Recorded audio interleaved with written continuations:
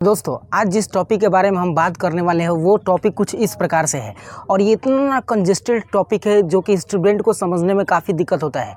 और इस टॉपिक का नाम है द्विबीजपत्री पादपों के मूल की संरचना, मतलब रूट्स की संरचना पढ़ने वाले हैं।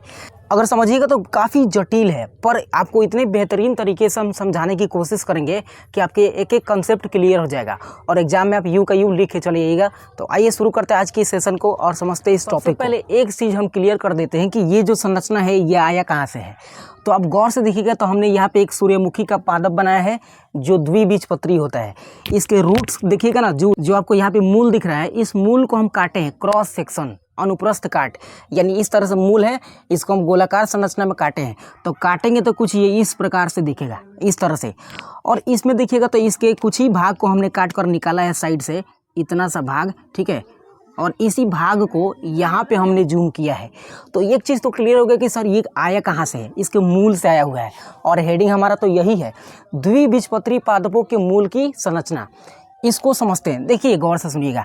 द्विबीजपत्री पादप हो या एक बीजपत्री पादप हो, उन सब में 3 प्रकार के ऊतक तंत्र पाए जाते हैं। कितने प्रकार के? 3 में सबसे पहला है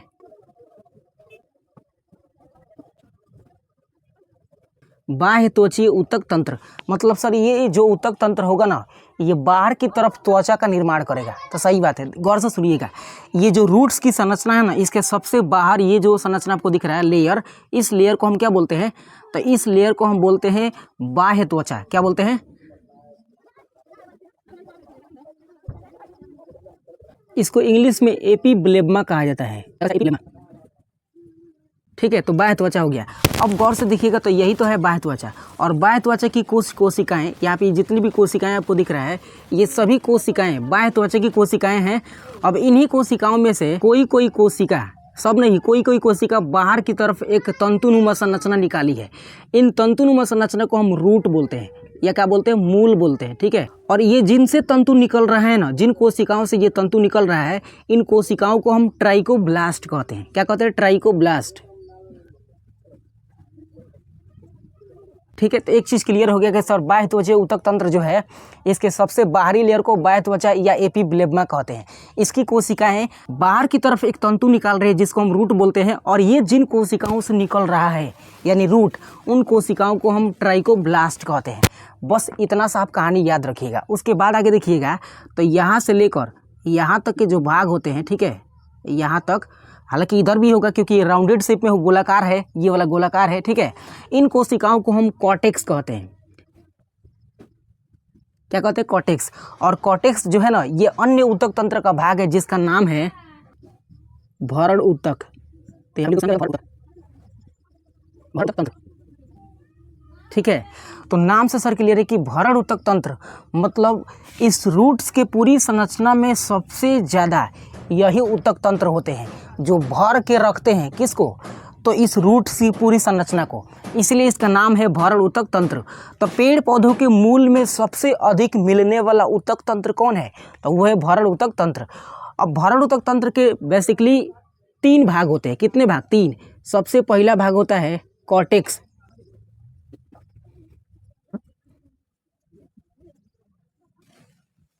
दूसरा भाग होता है परिरंभ, और तीसरा भाग होता है पीत, या इसी को मज्जा कहा जाता है, ठीक है। तो भरण ऊतक तंत्र के 3 भाग, कॉर्टेक्स, परिरंभ और पीत या मज्जा होता है। अब सर इसमें कहाँ कहाँ वो होगा ये बता रहे हैं, तो गौर से सुनिएगा। ट्राइकोब्लास्ट जो था ये किसका भाग है? बाह्य त्वचा का भाग है। ट्राइकोब्लास्ट के बाद जो शुरू होने वाला भाग है लगभग यहाँ तक, और इधर भी होगा, ये वाला भी संरचना यहाँ से लगभग यहाँ तक क्या होगा? ये वाला भी संरचना होगा, क्योंकि ये राउंडेड शेप में है। हम बार बार इस बात को बोल रहे हैं। अब ये वाला इतना जो भाग है ना, इसको कॉर्टेक्स बोलते हैं। क्या बोलते हैं? कॉर्टेक्स। तो कॉर्टेक्स की कोशिका जो है ना, ये बड़ी बड़ी होती है। यहाँ पे क्या होती है? बड़ी। इसकी जो कोशिका होती है बड़ी होती है, ठीक है। आकार में इसकी कोशिका क्या होती है? बड़ी बड़ी आपको दिख रही है, इधर भी दिख पा रही है।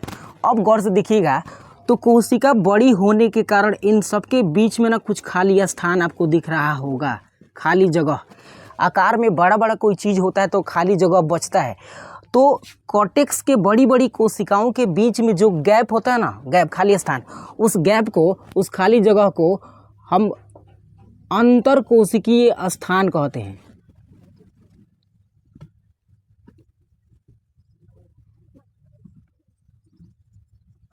क्या बोलते हैं, अंतर कोशिकीय स्थान, या इसको इंग्लिश में बोलते हैं इंट्रासेल्यूलर स्पेस।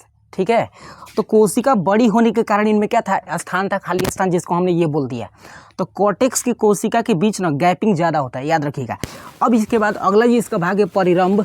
परिरंभ देखिएगा तो काफ़ी कम होता है। ठीक है, ये जो गोलाकार संरचना है, इस गोलाकार संरचना के अंदर, इस गोलाकार संरचना के अंदर कुछ आपको ब्लैक स्पॉट दिख रहा होगा। ठीक है, ब्लैक ब्लैक काले धब्बे दिख रहे होंगे।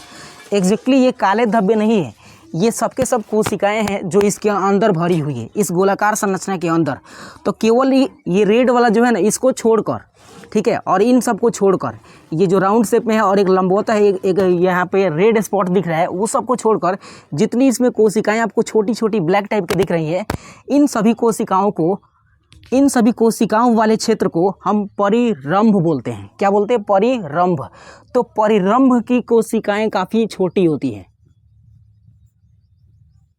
क्या होती है, छोटी होती है।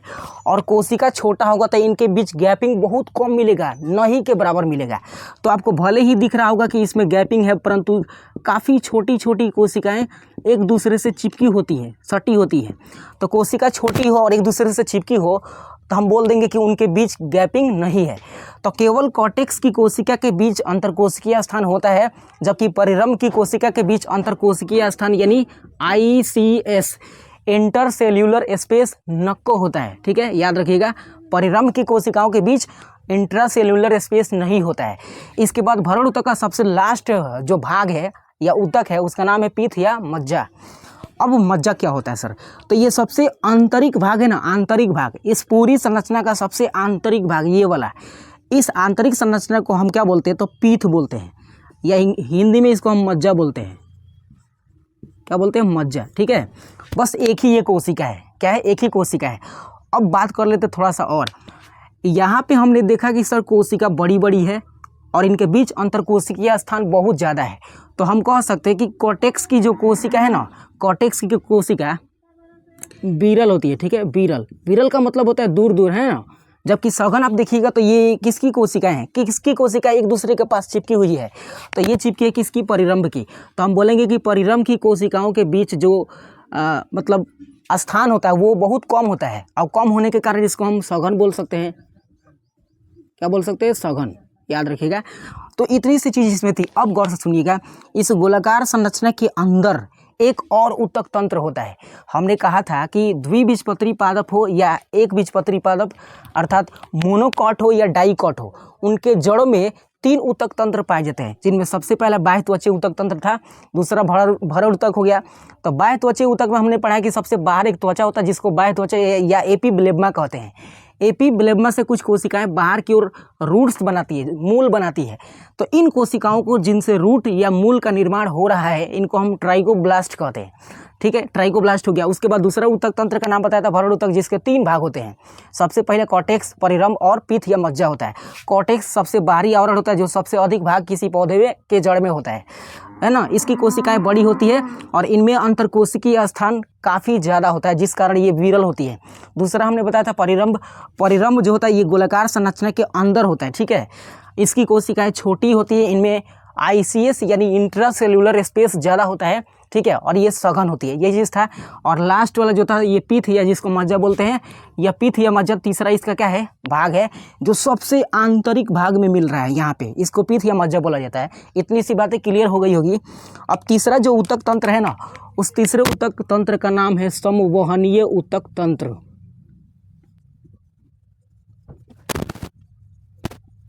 ठीक है, संवहनीय ऊतक तंत्र, या इसको हम इंग्लिश में बंडल टिश्यू सिस्टम बोलते हैं। क्या बोलते हैं, bundle tissue system, BTS shortcut में हम बोल सकते हैं। और बंडल्स, देखो बंडल या संवहनीय ऊतक तंत्र का मतलब कि ये किसी चीज़ का संवहन करता है, यानी किसी चीज़ को ये ढो कर लेके जाता है। और पेड़ पौधों में ढोने वाले 2 कारक कौन होते हैं, तो जाइलम और फ्लोएम।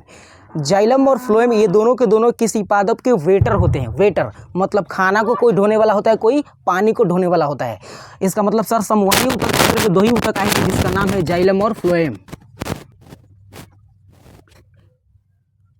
जाइलम को दारू भी कहा जाता है, पीने वाला दारू नहीं। ठीक है, दारू कहा जाता है, पीने वाला दारू नहीं। मतलब दारू से क्लियर होएगा सर, जाइलम जो होता है ये दारू यानी पानी को पहुंचाता है कहाँ, पेड़ पौधों की जड़ से लेकर ऊपर तक। और दूसरा जो होता है इसका नाम है फ्लोएम।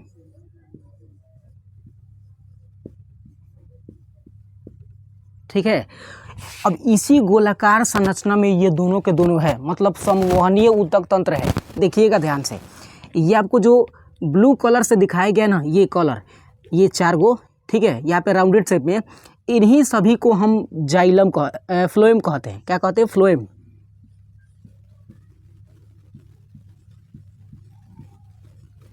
ठीक है, और याद रखिएगा कि द्विबीजपत्री पादप जो होते हैं ना, यानी डाइकॉट पादप, डाइकॉट प्लांट जो होते हैं, उनमें फ्लोएम की संख्या लगभग 4 होती है। कितनी होती है? 4। 1 2 3 4 यहाँ पे, ठीक है। और जाइलम की बात करते हैं, जाइलम जो है ना, ये स्तंभ के रूप में ये सजा हुआ है। क्या? स्तंभ के रूप में ये सजा हुआ है, यहाँ पे दिख रहे हैं। तो जाइलम की संख्या भी कितना है? तो टोटल 4 है, यानी इसके अंदर, यानी द्विकट पादप के अंदर फ्लोएम की भी संख्या कितनी हो सकती है? तो 4 हो सकती है। कितना? 4। तो इतनी से चीज़ें क्लियर हो गई होगी, परंतु गौर से देखिएगा ना, तो इस जाइलम के 2 भाग हैं। कितने भाग? 2। सबसे अग्र भाग थोड़ा चौड़ा है और पीछे वाला भाग क्या है? पतला है। तो इसके अग्र भाग को, जाइलम के अग्र भाग को, मतलब जो सबसे आगे है, मेटाजाइलम कहते हैं। क्या कहते हैं? मेटाजाइलम। मेटाजाइलम, ठीक है।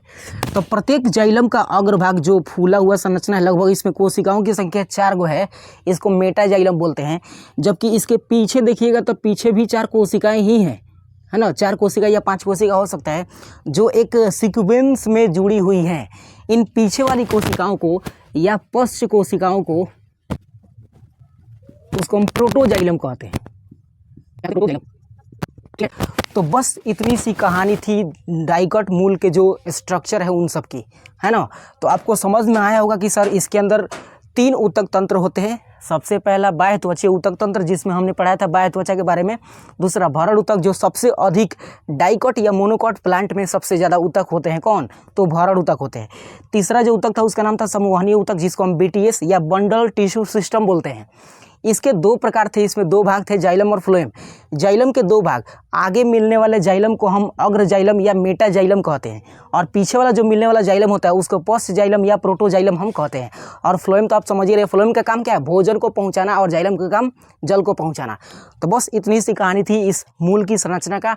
आई होप आपको ये पूरी कॉन्सेप्ट समझ में आया होगा। तो मिलते हैं किसी अदर वीडियो में, तब तक के लिए take care of your self.